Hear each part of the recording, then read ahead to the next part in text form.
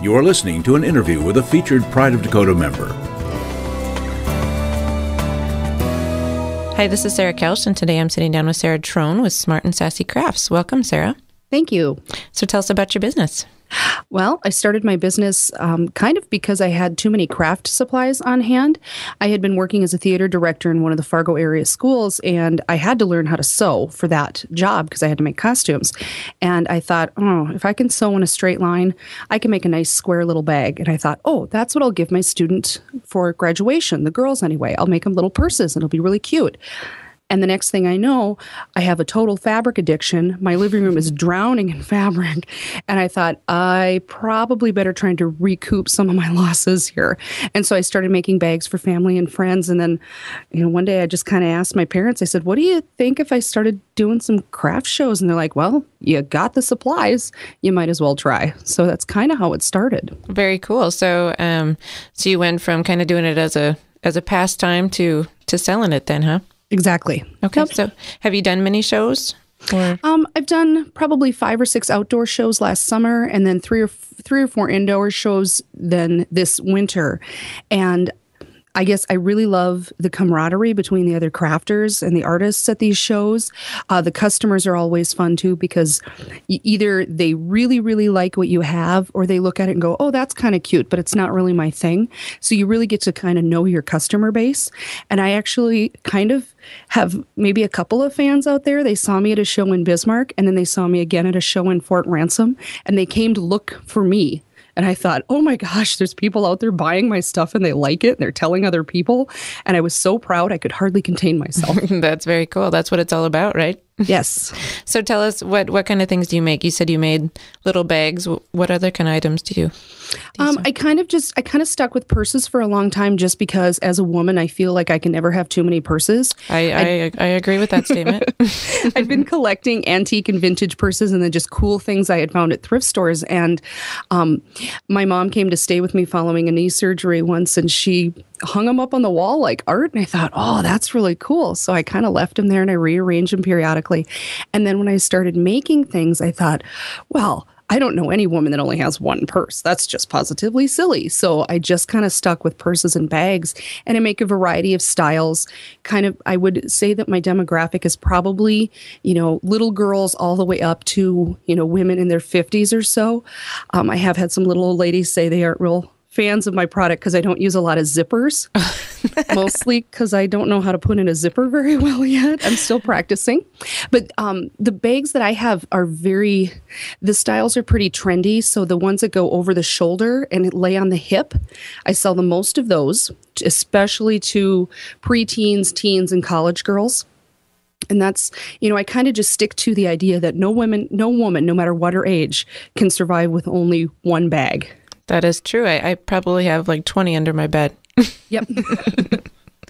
And my husband thinks that's insane, and I think it's not nearly enough. So no, it's not. And then they go out of style, and sometimes you're like, oh, this isn't right for this situation, or the outfit. Right. You just never know. Exactly. So where do you get your inspiration besides just being a woman, I guess? I have found myself staring at purses in public places for weeks now. And people look at me kind of funny. I'm like, oh, can I look at your bag? And I'll ask them now rather than just stare, because staring is so rude. And they think you're just, casing them out or something. And so I'll actually ask them, where'd you get it? What do you like about it? What about this fabric, or what about this material that it's made out of? The trend right now is those super, super shiny fake leather bags that are imported. Uh-huh. I can't make those because my sewing machine's not strong enough. And frankly, I have one and I find it to be very cumbersome. So my inspiration was, I spill a lot of my favorite diet soda in my purse. And so I wanted to make sure everything I had was washable and fashionable. Oh, that's very cool. 90% of what I make can go in the washer and dryer. Oh, very cool. And so you're just making them with a variety of fabrics and... Yep, different fabrics, different styles. I do have some styles that sell better than others. If I sold nothing but zebra print with hot pink lining, I could probably stay in business for 20 years. But I do like to branch out and use other fabrics as well. But yeah, if I did nothing but zebra print, that would probably be a moneymaker. That's funny. That you said you stare at purses. We found ourselves, our staff, when we were working the holiday showcases, because you're sitting there taking money and watching people come in. We'd be like, "Hey, I like your purse." Yep. So, I think it's pretty I've had common. people that have come up to me in public places. I was in Grand Forks a couple weeks ago for my full-time job, and I was out, and it was kind of a trendy restaurant and bar area. And this woman came up to me. She's like, "I love your purse," and she just wanted to hear all about it. And I said, "Well, actually, I made it." And she's like, "How did you do? Oh, you can't do that. You're serious? Are you kidding me?" And I handed her a business card, and I said, "No, really, I make them."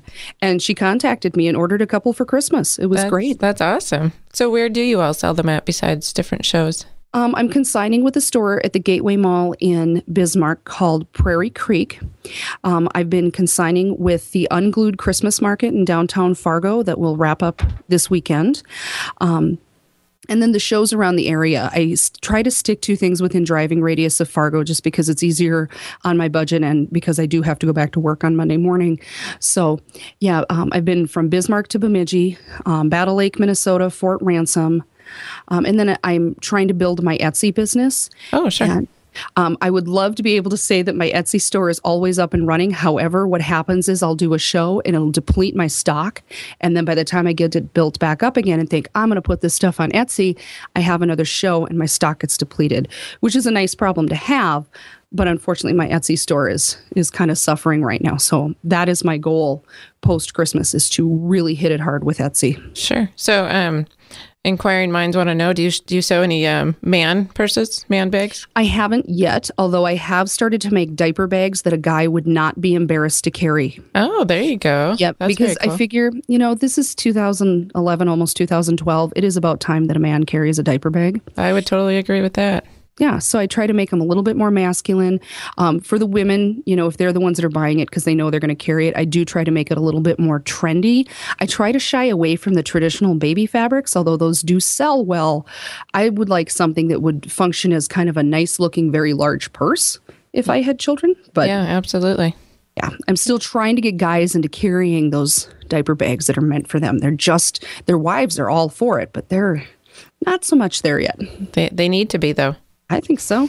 So how many hours do you spend sewing then, would you say? I would say it varies week by week. Kind of depends on our schedule at work. November was a busy month for us. December wasn't. So I've been able to do a lot more of my crafting in December.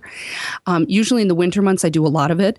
But the way I can justify sitting down and crafting until my fingers are sticky is to pop in a movie I haven't seen or, catch up on a TV series. I cannot just sit and watch TV. I feel guilty. So I either have to be cleaning or crafting, and heaven knows I don't like cleaning. So I'll do, various crafts. And I've kind of branched out a little bit. In addition to making purses and bags, I make purse holders, those things that sit on the table at a restaurant and hook underneath and you hang your bag on it. Cool. And those have been fabulous sellers for me. And I make them all the way from very, very simple, all the way up to very, very glitzy. And so that's something I can do in front of the TV. That's a great idea. Yeah. And it's just, they're so much fun and they're so personalized that they really get to be very cool looking when I'm done with them. And then on a dare from my grandmother, I started making bottle cap magnets. And those are so much fun to make because they're so tiny and you have to fit so much detail into such a small space. And the size of the bottle cap magnets, the little paper pieces that I put in there also fit in the purse hangers. And so I can kind of cross-reference them, and that's been a lot of fun too. That's very cool. So what kind of dare was that? Just she didn't think you could do it or what? Yeah, pretty much.